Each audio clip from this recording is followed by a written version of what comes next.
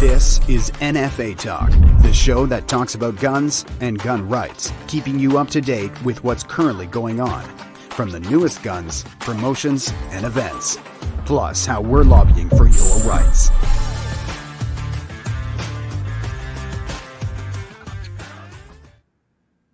Good evening, everyone. Welcome to NFA Talk. I'm Nathaniel Milger, your host for this evening, social media coordinator for Canada's National Firearms Association. Tonight with me is President of Canada's National Firearms Association, Rick Igercich, and Travis Bader of Silvercore Outdoors. How are you guys doing? Very well. Beautiful. Beautiful. Right on. I'm doing great. I'm excited about this episode. We just had a little bit of pre-show here, and this is going to be a good one, guys. Right on. Okay, so before we jump into it, I just have to say we have our big freaking gun giveaway going on here right now. $50 donation. You get entered in to win this beautiful Cadex R7 top-of-the-line rifle with loophole scope. Not only do you get the rifle, you also get a weekend course, Precision 1 rifle course with the legendary Rob Furlong out here in Alberta. It's an amazing course. It's phenomenal. Really worth it to enter. Can't say enough good about Rob Furlong and the amazing course he has. Is phenomenal out there, and Rick can attest to that because he took it. I was there filming it. He took it. So get in there, get in on that. So anyways, another thing too is we will be at TACCOM in Toronto here on the 6th, 7th, and 8th of September. So come on down and hang out with us. Come on, hang out with the cool kids. That being said, let's get into it. We've had a huge amount of people very, very interested in this one. So I'm just going to pass it off to you, Rick, and get in there. All right. Welcome, everyone. We've got Travis with us tonight. And Travis is with Silvercore. And I don't know if some of you people saw, but we did a project with Rachel Ahtila. Rachel's a guide in British Columbia. And she actually, she guides, she traps, and she actually wanted to get her ATC permit, our ATC 3 wilderness carry. A lot of people call it a lot of different things. And she ended up reaching out to the NFA. We helped her. Her firearms were caught in limbo. We helped her get her firearms back. And her being in BC kind of passed the buck over to Travis. And Travis took her under his wing and gave her the course she needed and helped her through the process of getting her ATC 3. And I can say today that Rachel has her wilderness carry permit. So what we're going to do today, we're going to talk about how she got it, the processes, and we're going to let Travis go and explain everything. Like I say, it's everybody, you know what? We're in Canada, and there's a set of rules that a lot of people don't know about, and this is one of them. You know, if you reach or have certain criteria that enables you to apply for this, apply for it. You know, it's a good thing to have, and the more people we can get out there and get the word out, the better it's going to be for all of us. So without further ado, Travis, so I guess we can get started by the whole process. How did it happen? But before we get into the whole process, Travis, why don't you introduce yourself and what Silvercore is? Yeah, well, that might be a good idea too. Yeah, absolutely. I mean, I'm super familiar. I've been a member for years now. I mean, if you need to be able to maintain your restricted license by having a range membership and you don't get out as often as you would like and you don't have a local range, Silvercore has been a godsend. So I'll pass it off to you. Tell us who you are and what you do and go to town on it. My name is Travis Bader. I started teaching the basic firearm safety course around 1994. I was still in high school when I was doing that. I incorporated the company Silvercore in 2003. I was working for an armored car company before that, so I had an ATC for primary activity was a transported cash and negotiable, so I was familiar with that. At the time, I was the youngest person to be hired by an armored car company and in Canada, at least that's what they told me, and issued with an ATC. Since then, I, through Silvercore, have been helping others get their ATCs for wilderness carry,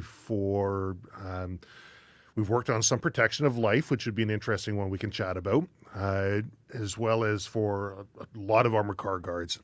And I've learned a lot through the process of dealing with the firearms program. And I always held the information that I had close to my chest, the secret sauce, because I knew when people came into Silvercore, they would be, if they were eligible and they met the criteria ahead of time, by the time we were done, they would be issued their ATC. And I looked at that as something that I didn't want to kill the goose that laid the golden egg. And recently I've been having different thoughts about it. And my thoughts are similar to founder of the NFA, David Tomlinson, who had a cheat sheet essentially for ATTs, or authorizations to transport. And he made it so that everybody knew the process when filling out their ATT information, that the firearms program got to the point where you didn't have to fill it out anymore. They just knew how to properly issue these things. And my hope is, by sharing this information that's worked for me, doing that with you through the NFA, that others will be able to apply, not be afraid to apply. And the firearms program, it'll normalize a process. It won't be this thing that they do every once in a while. It'll be something they do on a weekly or daily basis. And it's just normal, because it's something we're allowed to have, and it's something we're allowed to do. Awesome. Yeah, that's, we've been, the NFA's mandate has been, since day one, since the Tomlinson days, number one, carry, wilderness carry, also self-protection with a firearm. And, with this stuff we're bringing to the forefront, it's definitely the direction we're going with this stuff. And it's attainable, and a lot of people think that it's not, but it is. And, before we really get going in the bread and butter of this whole thing, Travis, along with the NFA, put together a pamphlet, and it's basically kind of a step-by-step on the procedure to get your wilderness carry. There's a lot of stuff involved, but it's going to be available on the NFA website. It's also going to be available in pamphlet form when we see you people at gun shows, etc. So, but anyway, what we're going to do tonight, we're just going to talk about it, and basically start right from, okay, I'm a new guy. I just got my I won't even go that far. I'm a new guy. What do I need to get an ATC3? I'm thinking about being a trapper, and I also spend a lot of time in the wilderness and bear country in some adverse conditions where help is not a minute or an hour or 10 hours away. So what do I need? What do I need to get going on this, Travis? Well, people have to understand why ATCs, or an authorization to carry, is actually issued. The number one reason that's listed out in the regulations is if your life or life of third party is in imminent danger of death or grievous bodily harm, and they feel that a firearm is the most effective means and police protection is not adequate. So that's the one people can articulate, okay, I've got a serious security concern, I need to carry a firearm. And those are the ones we've worked on in the past. I'd say be the most difficult to get in Canada, truly illusory. Underneath that, we then have three other ways that you can get an authorization to carry. One is your primary activity is a transport of cash or negotiables. So that's going to be an armored car guard, as most people know it. And they carry a firearm not for the protection of the money, but for the protection of their life or life of a third party. Number two would be you're working in a remote wilderness area and you need a firearm for protection against, let's say, dangerous animals, wildlife. And finally, you're a trapper and you need a firearm, a handgun, restricted or prohibited firearm to humanely dispatch animals. So the one that actually Rachel got two. So she was working in a remote wilderness area, and a firearm is going to be the thing that a handgun is going to be something that she needs. And she's also a professional trapper. So when she phoned up, it was kind of interesting. She's like, okay, what do you charge? What's this going to cost? And I said, nothing. I'm not going to charge you a thing. But I do want to do a podcast with you, and we'll record the process, because Rachel, she's got an amazing personality, a fantastic following, a great story, and she can articulate the process in a way that I wouldn't be able to.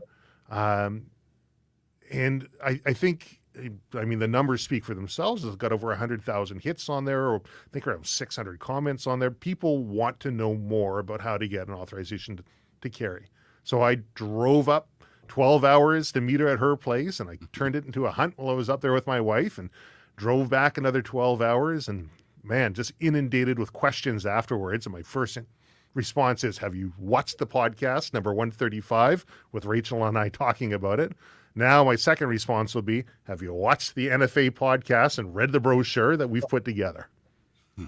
So before moving on with that, we can only do about an hour, right, for one of our podcasts. Yep. We just are limited to that. You guys did 3 hours with Rachel, and it was phenomenal. If you want to check it out, it's on YouTube, Navigating the Impossible. It is an amazing resource. You get really, really deep and in-depth with her, and she's hilarious, and you're fun, and it's a very, very fun podcast. So the 3 hours does fly by, but the information that you have in there, that's where you need to go for this before you get the pamphlet that we're about to offer.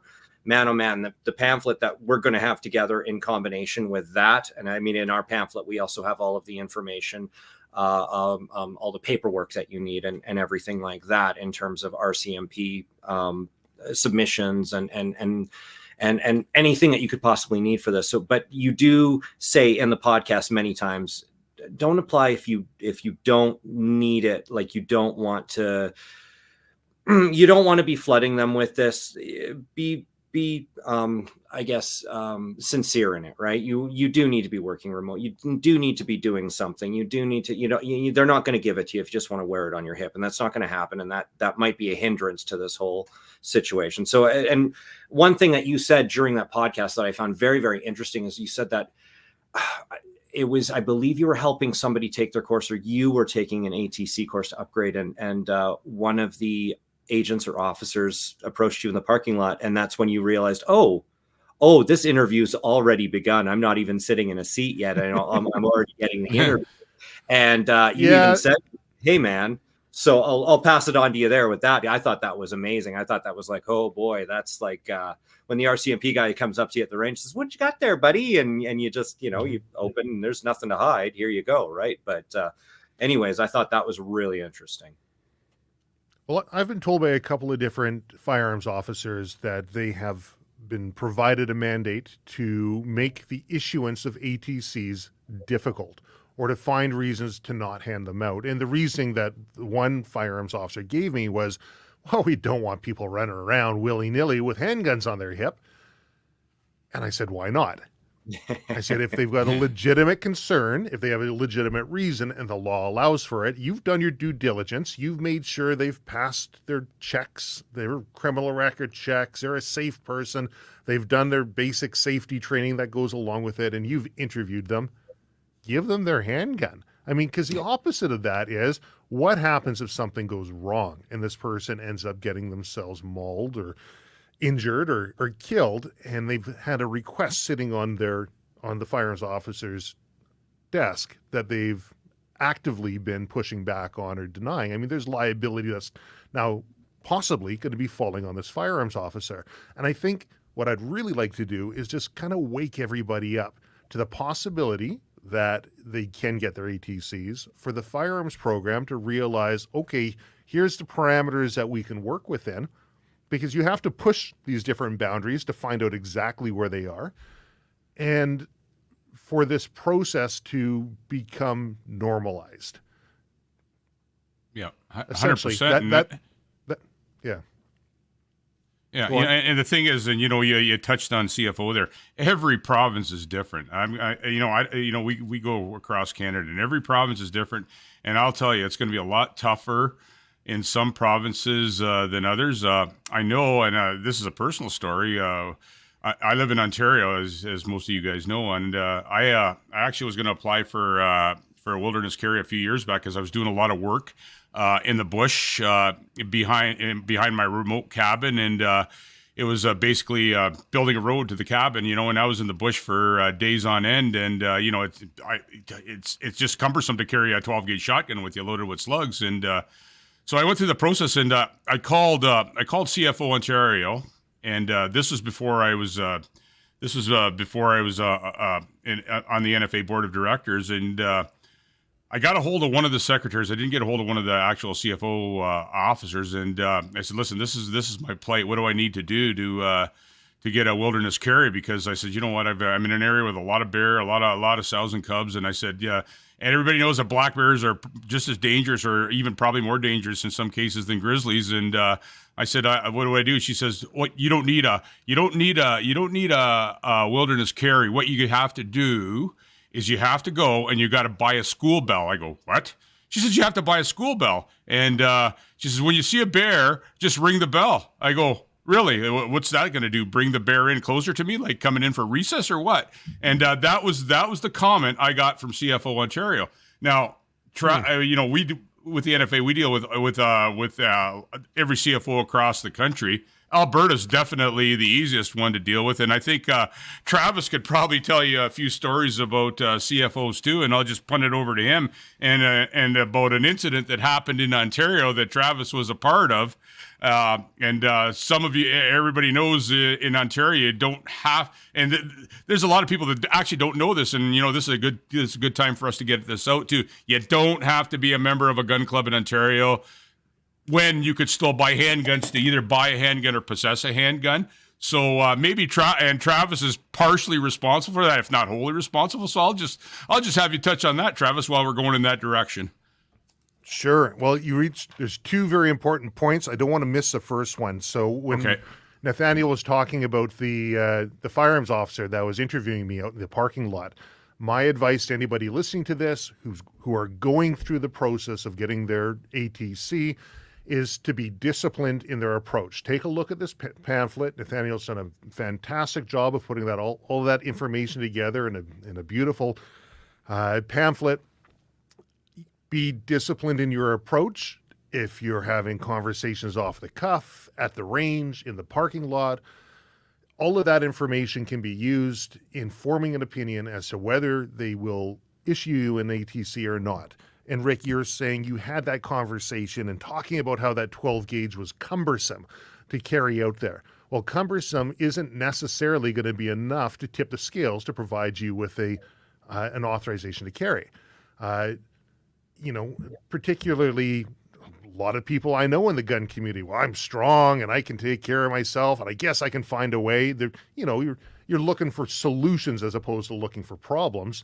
The answer is no, I need the handgun because that's the only thing that's going to work for me. Because the reality is, if you've got to go to the washroom, that shotgun's probably going to be leaning beside a tree out in the bush, right? If you have to do some work with your hands, that rifle's going to be put down so your hands are free. It's not going to be over your back. And people have to be disciplined in that approach. I was questioned in the parking lot. The firearms officer came out really buddy with me. Because as a free miner, I'm doing prospecting around the province and basic mineral exploration. And he says, so when you're out there, what are you carrying right now? Now, if I said I'm carrying a shotgun with me, they'd say, well, I guess you don't need a handgun, right? Exactly. I'm not able to carry anything. This is why I've got the application in for the handgun. That isn't to mean to make an enemy out of the firearms officers that you're dealing with, but you just have to be disciplined. They have a job to do, and you've got a job to do, and the sooner that everyone can realize what the process is and that's normalized, then people can start taking a little bit more of a common sense approach. But until then, I think going through that form that, like I say, Nathaniel's made look beautiful, is probably going to be the best advice. Now, the other thing you're talking about was for restricted firearms issuance, license issuance and renewal, as well as for authorizations to transport. Provinces started pushing, and they started saying, look, you have to belong to a gun club or a range in order for us to be authorized to give you this ATT or to renew your restricted license.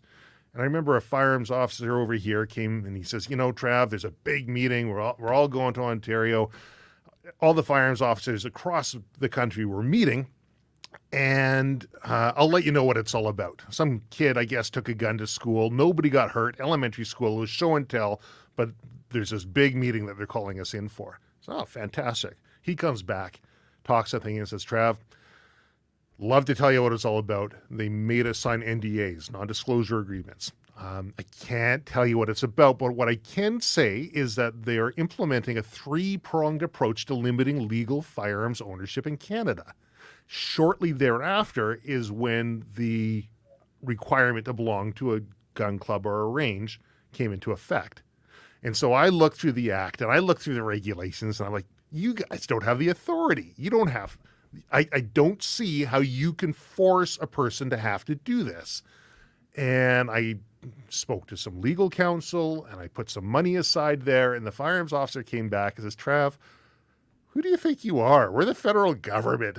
We will just carry this out in the courts forever, right?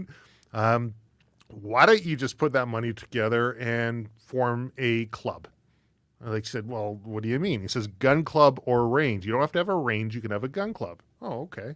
He says, we'll be happy. Now people meet our policy. We can put this through. We're happy. They're happy. Away we go. But interesting.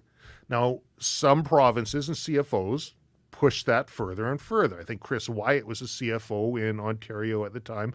Yeah, he was. And was really pushing it. Daniel Bolofsky was a Silvercore club member, and I don't disclose who our members are, but he's given me permission to do so.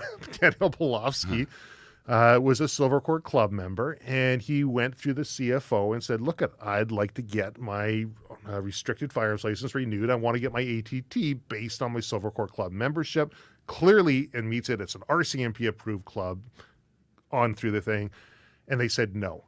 He is a very intelligent person. I believe he's an accountant by trade, so very analytical minded, and he took it to court.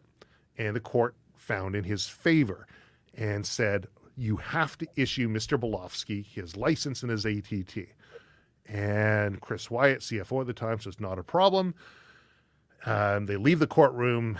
Daniel's like, okay, I'm waiting for it. Where is it? He says, yeah, not a problem. 100% will comply. You just got to give us your Ontario range membership. He says, hold on a second. That's completely contrary to what the judge said. And so he had to go back to court, and he lost it on appeal. Because as opposed to appealing the actual ruling, from my understanding, they were appealing the implementation of it, or a bit more technical. But a consequence of that was they didn't want it pushed further. One individual in Ontario pushed it forward, and because of that one individual, the whole province now is like, okay, we're not going to push this anymore. We're going to say, we'll just issue it to you. We'll give you your ATT. We'll give you your license. And that's the sort of thing that I think people should know about. People should be brave enough to be able to push things forward. Because so often I run into people at, like, even after recording this podcast, I'm really afraid to do so. What if they get mad at me? What if they take my guns? I don't own any handguns. What if I put a money down on a handgun and I lose that money? What is it, $500 and you lose that? I mean, people really do have to stand up for their rights that they have, or they will lose them. And hopefully that's something that people will take to heart. And by going through this pamphlet that they can get through the NFA now, it goes step by step. What's that? Yeah. Soon. They'll be able to get it soon. Soon. Okay. Yeah, we don't have it up yet, and I don't think you have it either. It'll be available from. Yeah, and for us to go step by step on how to do it on a single podcast is impossible. Like I say, jump over to Travis's podcast that he did with Rachel. It'll give you a good rundown. But we're just going to touch on a few points of it in this podcast, and we're kind of jumping around here, but that's what we always do. We're not too organized with these. I love it with these podcasts. But in Ontario, and I can attest to that. Just before C21, before C21 was put into place, and I bought some handguns, and I called CFO Ontario, but they still ask you what gun club you belong to. Of course, I said, well, that's information I don't need to provide. And you don't want to be a dick, but when you're starting to infringe on my rights and stuff, and it's never any problem, because it's just the process basically it starts in it's some person in Miramichi, then it goes through there, then it gets kicked to whatever province you're registering with. But yeah, you don't have to. Sometimes you just got to stand up a bit. And we at the NFA, we're standing up as hard as we can on a lot of different issues right now, and we're not backing down from anything. But that's one of them. And like Travis said, man, just with a lack of better terms, just get in the fight and know your rights and do something. Go for it. So I don't know, Travis. That's an interesting point. If I can jump off of that one, I remember one time this podcast studio that I'm in right now used to be my head office. I moved the office, got another location, which is just a 10-minute walk from my house. And staff is over there. This is now a studio. I'm sitting at my desk here. I've got a friend of mine. He's in his 80s. He's a retired analyst for a large company, strategist, really smart individual. We're having a conversation. And I say, oh, hold on a second. I type something on the computer, and I get back to the conversation. He says, Travis, what was so important that you had to stop our conversation and type something on your computer? I said, I got an email from the Firearms program, and they're saying that ABC isn't right, and I'll be in trouble, and I just found the laws. I told them they're wrong, I'm right, and here's the laws. And so, he says, well, how's that working for you, Travis? I said, honestly, not super great. Now, Rick, when you're saying you don't want to be a goof about it, you don't want to be just stick it in their face. So we began a process of coaching on how to deal with civil servants and how to deal with bureaucrats, and something that the NFA's got a lot of experience doing. But I, as a School of Hard Knocks small business owner, did not. And if people are going through this process, a couple of tips that I found that to be very useful, rather than trying to tell the Firearms program how they're wrong, is ask them a question. Oh, can you provide me your range membership? Okay. Do I need to provide that to you? Well, it's on the form here. I get it. It's on the form, but is that something that's required? Will I not get my ATT or my RPAL if I don't provide this to you? Maybe they'll talk to a supervisor, come back, good to go. You're not pitting yourself against them, because you're always going to lose in the long run, or they'll just ignore you. 100%. And that's the direction I take every time with them. And I've done this, probably with 75 pistols over the last few years. And it's the same thing every time, when they ask me that question, I said, well, in Ontario, I actually give them the answer to their question sometimes. And I actually say, really in Ontario, we don't have to provide that. And like you said, it depends who the person you get also. And I always try to be courteous and polite, and not, and I'm going to say it, I don't want to be a dick, but working for the NFA, you kind of learn to stand your ground on some issues also. And if you're in the right, but you really don't want to piss somebody off, but you're in the right, just stand your ground. And that's a brilliant answer too, Travis. Ask why. And it's just like anything else. Talking to anybody, talking to gun owners, talking to politicians, and if they have something that is not right, ask them why they think it's right, and it works every time. So, yeah, that's a great thing. But yeah, just we're not here to stir the pot. We're here just streamline the process and not give provide. It's just any lawyer will tell you, you get stopped by the police and they got 55 questions for you. Don't answer questions. The worst thing you can do, if you're suspected of something and you didn't do a thing, is answer a bunch of questions, because whatever you say is going to get recorded, and it could be spun, it could be used against you. In Canada, you have to provide them your name and your date of birth, and you don't have to tell them where you're going, and don't have to tell them where you're coming from. And you know what? If they want to search your vehicle, you ask them if they have reasonable and probable grounds to search your vehicle, and if you're being charged, and be very polite and courteous. But you don't have to answer those questions, and people need to understand that. Going back to the CFO, in every other province, you have to tell them that you belong to. In Ontario, you don't. So, how you approach it is how you approach it. Be kind and courteous, but be firm and stand your ground. That's my opinion on it. So if I can jump Actually, in none here. Sorry. So we've just hit halfway mark here. There's a couple of things I'd just like to throw out there. So first off, hi Maya, hi Jason. They've jumped onto the Instagram. I'm following a lot of the comments that are coming in here and a lot of the questions here. So there's a few that I'd actually like to hit here. So the first one here is Yohanatan. He says handgun wilderness carry. That is absolutely correct. This is restricted, and you even talk about prohibited a little bit. Now, one thing that I found very interesting about your discussion with C21 has effectively banned handguns. However, one of the ways that you can actually still purchase a handgun is if you need it for work. This is one of those things. Again, one of the things that I found really, really interesting about your podcast that you did with Rachel was it's not beyond the realm of possibility, and that you had a 100% success rate so far. And that's what we are trying to give people as well with this pamphlet. It's a possibility that if you need a handgun for work, you will still be able to buy a handgun, even under the restrictions of C21. So that's really important. Another one that I wanted to talk about here is you have an individual here, Captain Ron. He's a loyal follower. He says, I have my Métis status, and he's in Nova Scotia, but he lives in Ontario. Where would he apply for his ATC?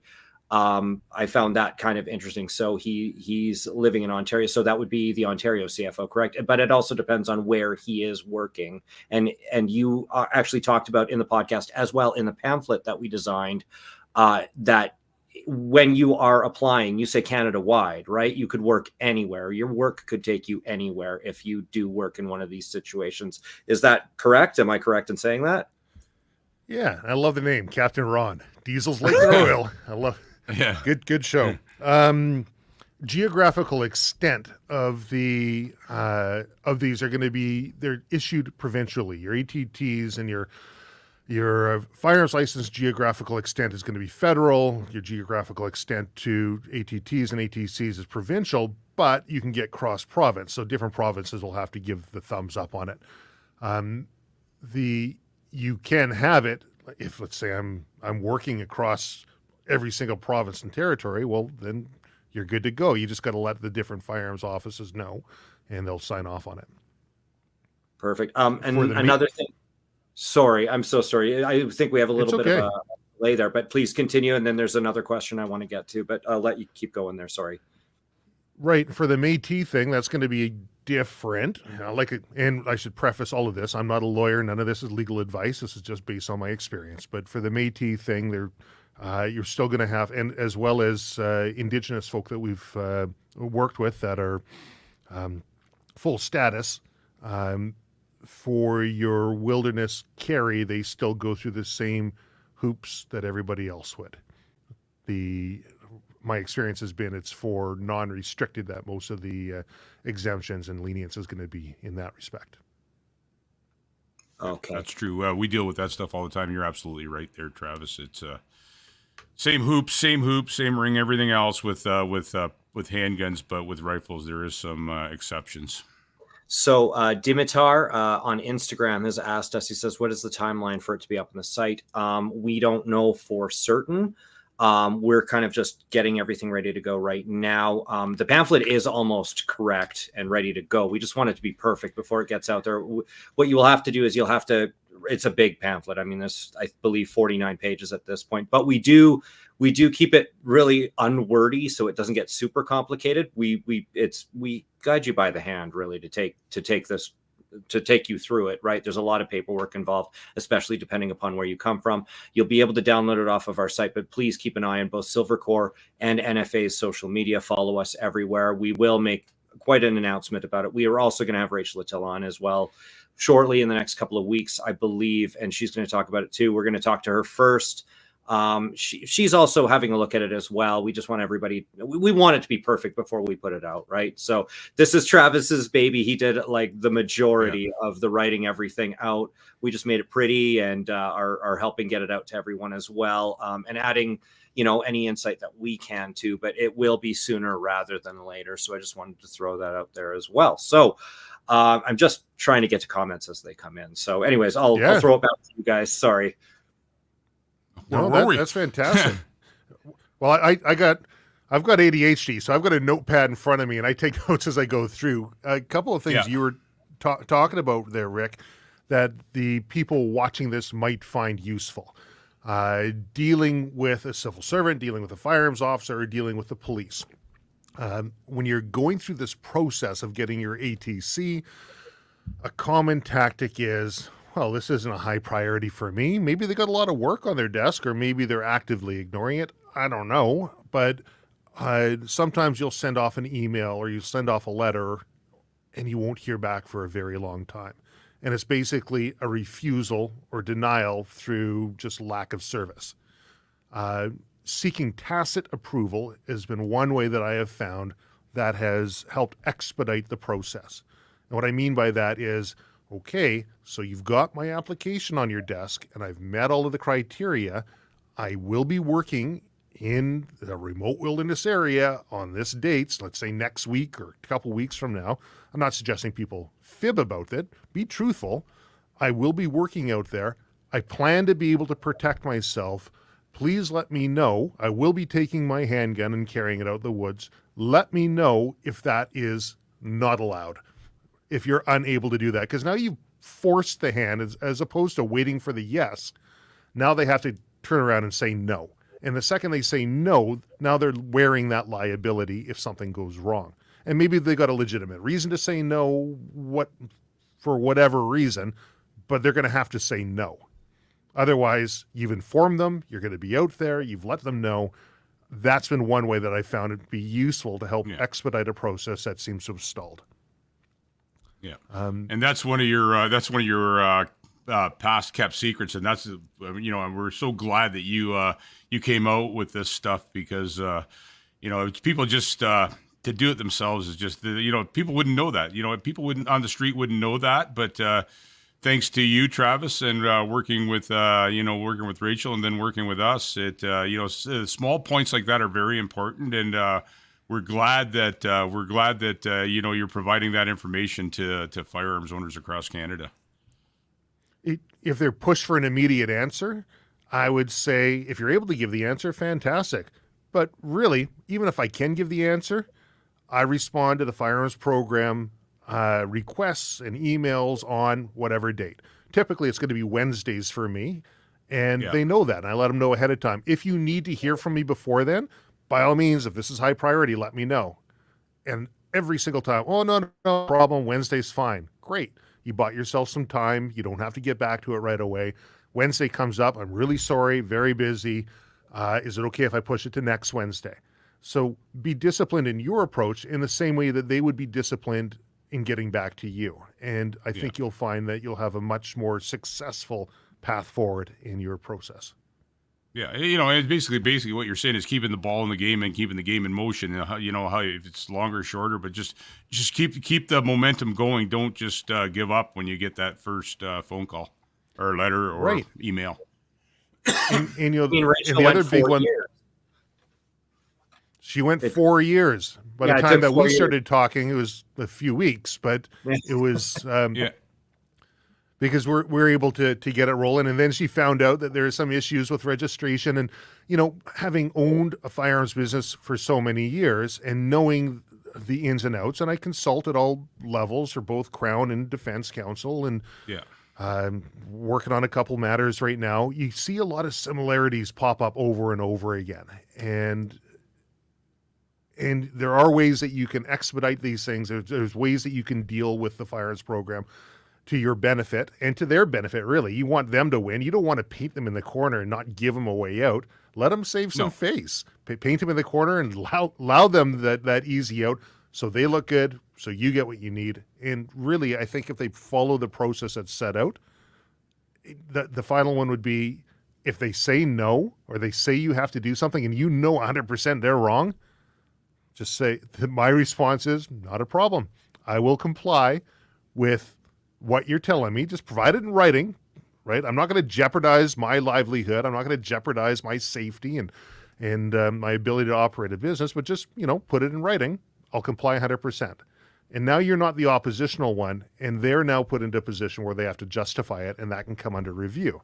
In the same way that, Rick, you're saying, don't answer questions. there's also one very, very valuable one, which is don't answer, but you can ask. There's nothing stopping you from asking, because all of that can be used at a later date too. Yeah. Yeah.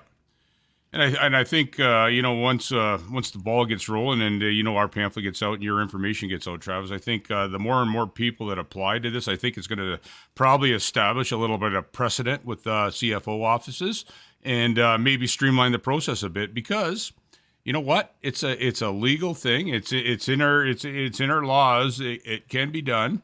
Hopefully, it comes to a point where, the more they do it, the more it gets streamlined and the quicker it happens. That's our hope on our end anyway. I don't know if it's ever going to happen, but, that's one of those things. Yeah. And it won't take too long unless, of course, they turn around and bring in some new rules through order in council. But the majority of what you're dealing with is policy. It's not regulation. It's not legislation. It's policy. And so there's a way to navigate policy. And there's the other issue, and I deal with this all the time. Every province CFO has a little bit of a different policy on how they they can enact some stuff, make it a little different in every province.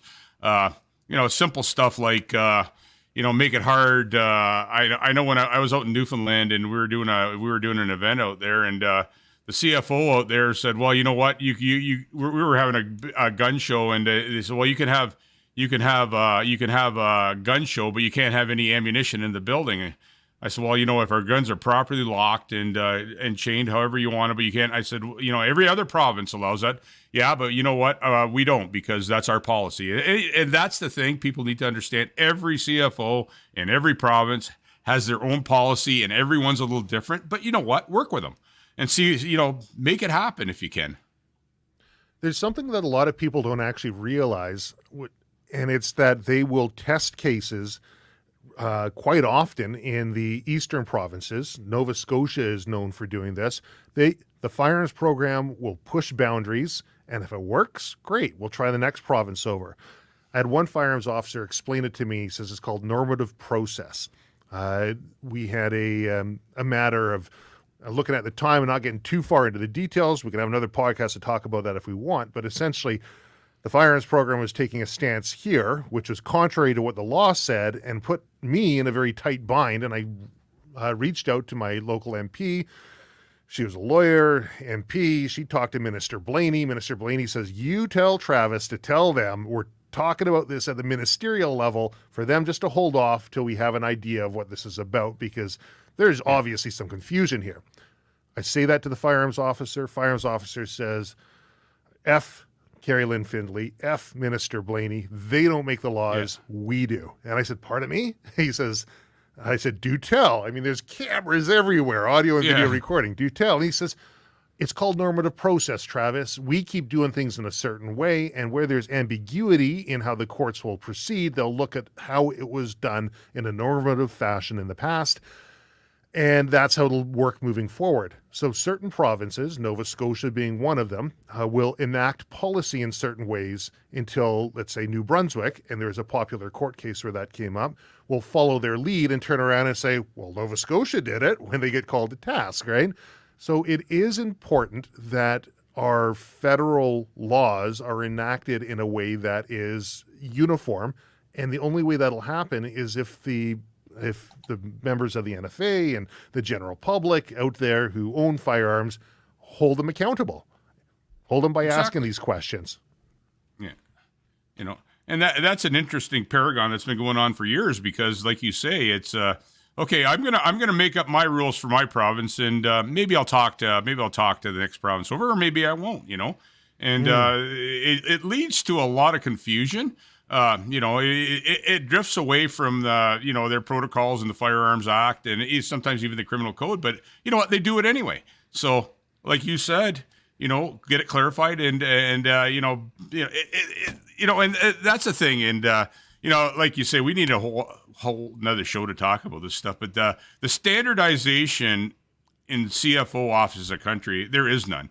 Everyone's going to be a little different. So that's another thing to take into account when you're getting your ATC is you're going to have to adjust a bit for whatever province you're in. And Travis has helped a lot of people, and dealt with in a lot of provinces. It's we're just kind of getting our feet wet in it now, but we did establish some protocols with that pamphlet that these two guys created, and we're gonna help as many people as we can, because it's time.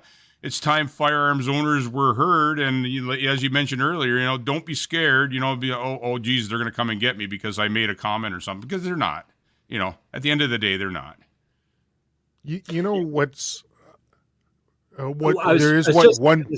Sorry, just go ahead, again, Daniel. I apologize. So what I find really, really sad is we're talking about firearms owners having to be quiet and having to hide now, and or to be worried about what was going on. I actually have my grandmother's pistol that she carried. She had an authorization to carry in the 50s. I've got all of her paperwork. It was just a little 22 that she carried on her hip in the Yukon, and I think it was registered in 1953. You said the normative process, the normalization of disarmament has become just rife in this country, and it used to be so. I'm from Alberta. It hasn't taken hold here yet, but you're absolutely right. It has been normalized. My grandmother also had pistols, but my grandmother had her authorization to carry for many, many years. So I'm always amazed that it didn't take too long for it to become taboo, right? It's amazing. It's in like 2 generations, it has become completely taboo. It's almost like it became taboo in the 80s and the early 90s, right? And so I just wanted to throw that out there as well. We do have a couple of other comments coming in here and I'm actually not going to answer all of them individually, because there's so many that are all asking the same thing. They're asking, what is the process? Just simplify it for us instead of talking about it. And what we can say right now is Yeah, pretty much. That's what we're doing right now. That's what we're talking about. Is this pamphlet will simplify it. It is not far away. It'll be out within the next couple of weeks, and it will guide you step by step through the process. So just hold on, and it'll be. I know everybody's really excited, but it'll be out there. Another thing too that I cannot stress enough is to watch Travis's podcast with Rachel Ahtila. It's 3 hours, but it's 3 hours well worth watching. It goes through everything, right down to the point where you actually mentioned something that I wanted to bring up too. We are about 10 minutes away from end here, but one thing that you brought up that was really interesting is you had an individual that you got an authorization to carry, and then he got dinged for conceal carry because his jacket fell over top of it. I just wanted you to touch on that as well, because there are also hazards to this as well. You have to be careful because they want to be able to take it away from you if they can. They're itching to. So I'll let you get on with that. But if we could just talk about that a little bit. Well, essentially, that was a case that a defense lawyer came to me and asked for my 2 bits, and it came down to intent. In concealment, intent has to be proven. If I step behind a tree, that firearm that was on my hip is now concealed. If there's a bush between you and me and you can't see it, it's concealed. If my jacket goes over top, it's concealed. Was the intent from that individual to conceal it from you so you don't see it? Or was the intent there because it was freezing rain coming down? They didn't want dirt and debris to get into that firearm, and that was the only way to be able to protect it. So in that matter, and there was case law behind that one, but people won't know if it's something that's new, and it shouldn't be new. If it's something that feels new, conservation officers, police officers, firearms officers, they're not going to know. And the common thread is always going to be, well, now I've been put into a position, I'm an enforcement officer, and I've got to do something. Do I just trust the individual that I'm talking to, that they know what they're talking about, and let them go? What liability am I wearing if I've made the wrong call there? I know. I'll just take it. We'll let the courts figure it out. And that's generally the process that that these things will go. So it's very important that people have the laws with them. They have the basic pamphlets and guides with them, so that if they have to explain it to somebody else, they can point it to them right then and there. And if they say, yeah, I'm still not sure I'm going to take it, fair enough, take it. But I offer it up under duress, right? I don't agree to this. I am not consenting to it. But if you're telling me you have to take it, by all means. Yeah, so that was an interesting one. Yeah, and that opens up a whole new avenue too, as far as home defense and stuff too, and it just, We you know, built on like I that said, I'm too. not going to, I just going to vaguely touch on it because we could go on forever, but the NFA deals with those dozens of those cases all the time, you know, where somebody used a firearm for self-defense, and whether or not the police charge, you know, and 9.9 times out of 10, you're going to get charged. But you know what? Give up what you want, and you disagree with it, and you know, go through the proper channels to get it back. It's Section 7 of our charter, right? Life and liberty. Yep, exactly. One last thing here too is we actually have as many people that agree with us. There's a couple of detractors as well, and there's one individual here who actually asked, why would you need a handgun in the wilderness if you have a high-powered rifle? And I always say, try prying a cougar off your face with a shotgun or a high-powered rifle, right? There's a lot of different reasons you would need a pistol. I'm going to throw one out there too. And okay, you're on horseback, you're in the wilderness, and your rifle's in a scabbard on a horseback. A grizzly bear comes out and scares your horse, and there goes your rifle in your horse. What do? You know, pull out your Swiss Army knife. You know, that's a really good example right there. Right down to even a humane dispatch. Yeah, go ahead, Travis. You know, we can all come up with all the different examples, but everyone's like, oh, why do you need a firearm? Why do you need this gun over the other gun? Well, I'm allowed to have it. Why do you need to deprive me of that? And we're not looking at the likelihood. The likelihood of being attacked by a predatory animal is pretty darn low, right? 100%. It's not the likelihood that you're dealing with. You start putting yourself in predatory animal areas, you've now increased that likelihood for you, but it's the severity of that situation. Even though the likelihood of me getting in a car accident is pretty damn low, the severity of that situation has me wearing my seatbelt because I might crash or someone might crash into me, and I'm going to probably be a lot better for it by having this seatbelt on. That's the same thing for your handgun. Yeah, you know, and as we started at the beginning, this is your livelihood. You're doing an operation that's your livelihood, whether it's in the wilderness, guiding or trapping, or in dangerous country. It's your livelihood, and you should be entitled to protect yourself. You know, while you're doing your job, and it's not. Why? It's because I need to protect myself at my job. You know, it's very simple. You know, and I get this all the time with with people asking me this question. I said, every Canadian is entitled to protect themselves, whether it's from two-legged or four-legged or whatever. You're entitled to protect yourself, and it's just as simple as that. And we've got the Two-Legged Predator podcast with a local police officer who deals in anti-terrorism and a few other things, talking about the protection of life from two-legged. So that one will be coming out sometime here in the future on the Silvercore podcast. What's our time there, Nathaniel? Sure. We're 5 minutes away. So if you want to just throw out some handles and stuff, I've actually got a graphic here. Follow Silvercore. Phenomenal resource. Thank you for that. And I would just want anybody who's listening to that, I would want to encourage them to understand that they have personal agency, that they can actually affect change for themselves and for others. So many people, I get a lot of comments of, just make it easy for me. Just do it for me. Can you just hold my hand as I go through here? You've got all of the information in the podcast. You're going to have all the information in an even easier fashion from the NFA. If you comport yourself well through the entire process, ask for things in writing, because they will send you emails. Even if they say they can't, they will, and just force them to that. And you'll have a template that you can work off of that you can use in the future. And if you're denied, you'll have areas where you know that you did, where maybe you made mistakes. And one of the most common things that I've heard is, well, I don't have the money to go to court and challenge this. I wouldn't encourage anybody to go to court and try and challenge these things. I've been to enough court cases to know that even the slam dunk case, you're still got a 70-30 chance of winning. Yep. But if you comport yourself well, the public opinion and social media and what do they call it, legacy media, can have a lot more persuasive power than the courts in having something like this go through. So I would be leaning more on that than I would on looking at taking a legal route. Yeah. And that's the thing, follow the procedures, follow their procedures, but, don't be afraid to leave a paper trail with this stuff like Travis just mentioned. Your emails and And letters you can always go back on, but when you're talking to a guy on a phone, well, you know what? I didn't say that, but that's a great thing. Like, leave a paper trail, and you know what? Reach out to the NFA. We're here for that. One of those reasons.